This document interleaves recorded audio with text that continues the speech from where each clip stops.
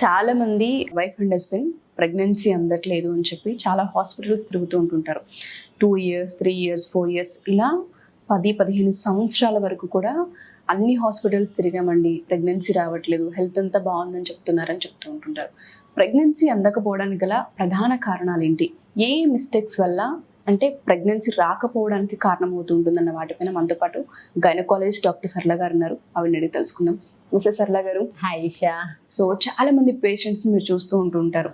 చాలా మంది years wait చేస్తూ ఉంటుంటారు. తల్లి అవ్వాలని ప్రతి ఆడపిల్లకు ఉంటుంది.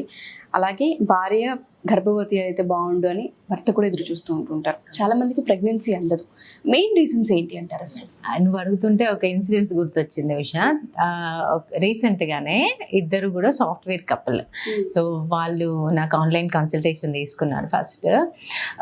ఇంకా అన్ని టెస్ట్లు రిపోర్ట్స్ పంపించారనమాట. అన్ని టెస్ట్లు అన్నీ నార్మల్ ఉన్నాయన్నమాట. ఈ ఫాలిక్యులర్ స్టడీలో కానీ లేకపోతే యూట్రస్ అనాటమీ కానీ everything is fine. Semen test కానీ అన్నీ చేయించారు బయట.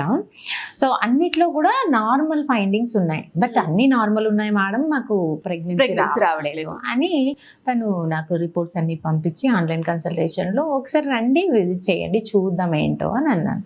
సో వాళ్ళు వచ్చాక నేను ఒకసారి చెక్ చేశాను అనమాట, తన అనాటమీ ఎలా ఉంది, అసలు ఎందుకు వీళ్ళకి ఫెయిల్ అవుతుంది అనేది. సో వాళ్ళకి ఫెయిల్ అవ్వడానికి రీజన్ ఒక చిన్న వాళ్ళ అనాటమీ అనేది వాళ్ళకి తెలియకపోవడం, అంటే వాళ్ళ బాడీ గురించి వాళ్ళకి అవగాహన లేకపోవడం, దానివల్ల చిన్న అండర్స్టాండింగ్ లేకపోవడం వల్ల అది ఫెయిల్. ఇప్పుడు వాళ్ళకి క్లారిటీ వచ్చాక తను ఇప్పుడు 5 months ప్రెగ్నెన్సీ అనమాట. సో అలాంటి చిన్న చిన్న మిస్టేక్స్ వల్ల కూడా లేట్ అయ్యి ఈ రోజులలో చూస్తున్నాము. సో మన బాడీ గురించి మనకు అవగాహన ఉండాలి.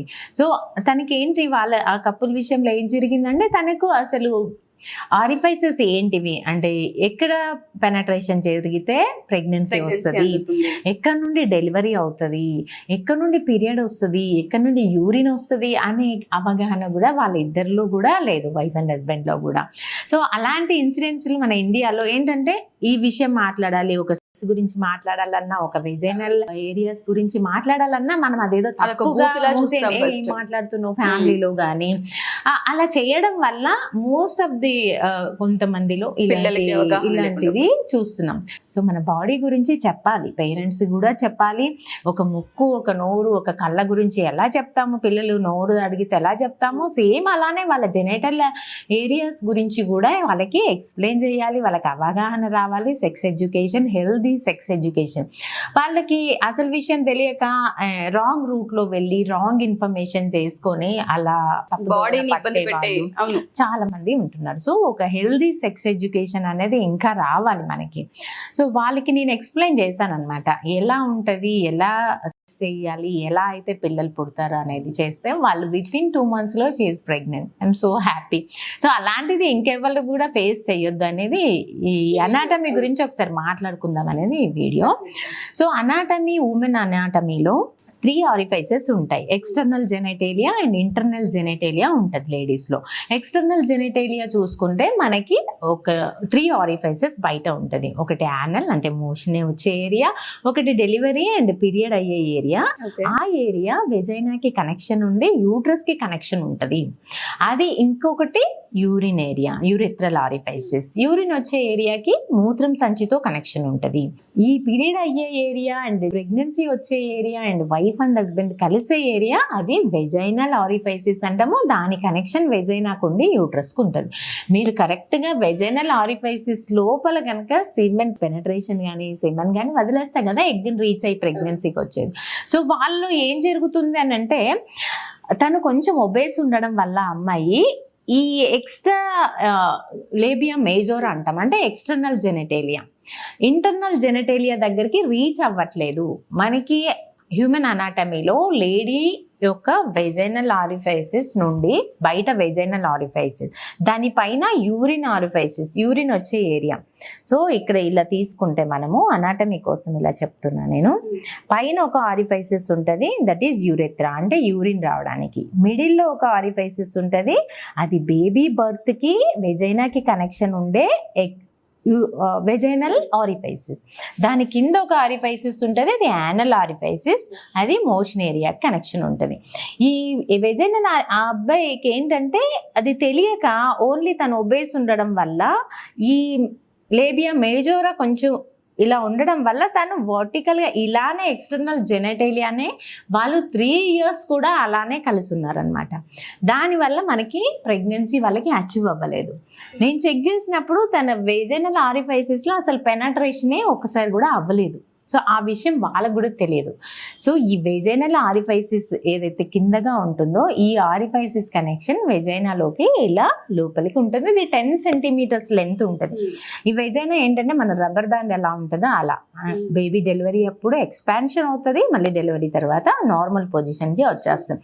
ఆ కెపాసిటీ వెజైనాకే ఉంటుంది, అది యూరెథ్రాకి కానీ యానస్ కానీ అలాంటిది ఉండదు. సో తను ఇలా వర్టికల్గా ఇలా పెనట్రేషన్ చేయడం వల్ల అక్కడ ఎగ్గిన స్పర్మ్ రీచ్ కాలేక ప్రెగ్నెన్సీ అచీవ్ లేకపోయింది. వెజైనా నుండి డైరెక్ట్గా వెజైనల్ ఆరిఫైసిస్ నుండి వెజైనాలోకి 10 centimeters లెంత్. అలానే మేల్ జెనైటేలియా కూడా పెనైల్ ఏరియా 10 centimeters దేవుడు అలా తయారు చేశాడు. 90% అలా ఉంటుంది. కొంతమందికి సైజెస్ వేరియేషన్ ఉన్నా అదేం భయపడాలి, అందరికి అలానే ఉంటేనే కరెక్ట్, ఇన్ఫీరియర్గా ఫీల్ అవుతారు కొందరు. సైజ్ తక్కువ ఉన్నంతమంది నాకు పిల్లలు పుట్టరేమో ఇలా టెన్షన్ పడుతూ వస్తారు. దాని గురించి ఏం భయపడాల్సిన అవసరం లేదు.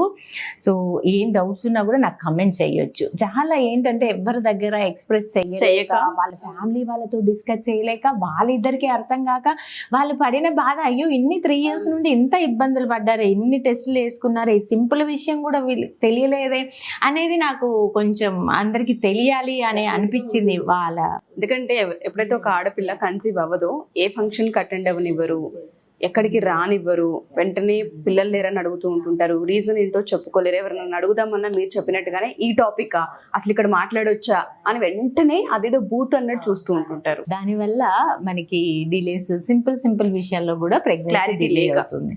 సో ఏం డౌట్స్ ఉన్నా నాకు కమెంట్ చేయొచ్చు, I can answer any time.